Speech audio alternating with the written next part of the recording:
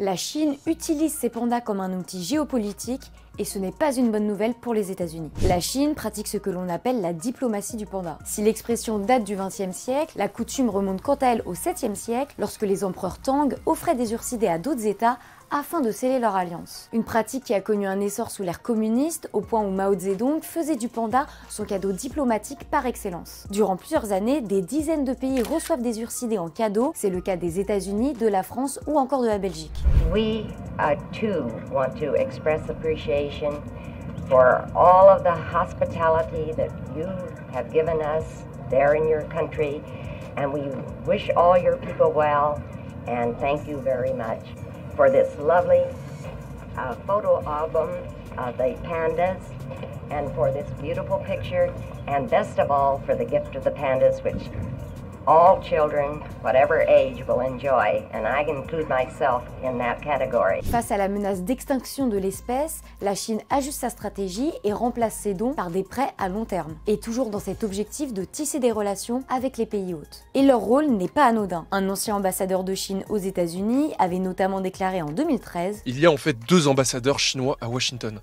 Moi et le petit panda au zoo national. » Ces prêts sont orchestrés autour de larges campagnes de communication, notamment les naissances de bébés qui sont ensuite symboliquement parrainées par des personnalités publiques. Brigitte Macron a été marraine de Yang Meg, née en 2017. Forment le lien entre 2 pays qui ont beaucoup à partager. Ils sont l'illustration d'un dialogue toujours fécond entre nos 2 peuples, qui depuis des siècles se regardent, s'écoutent et se comprennent. Nous avons désormais en commun la responsabilité partagée de veiller sur l'avenir de Yuanma.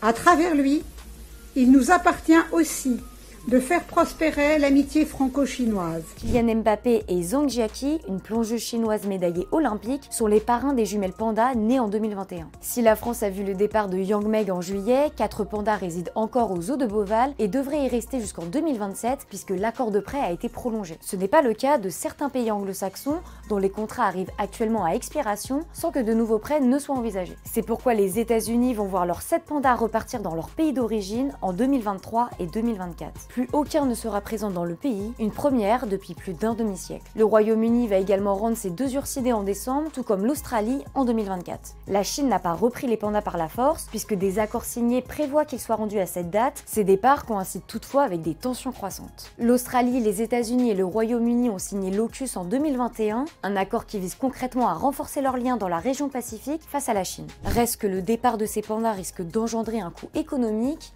en plus de creuser des tensions diplomatiques. En effet, ces mammifères géants sont devenus les attractions phares des zoos et de nombreux visiteurs se déplacent exclusivement pour les apercevoir.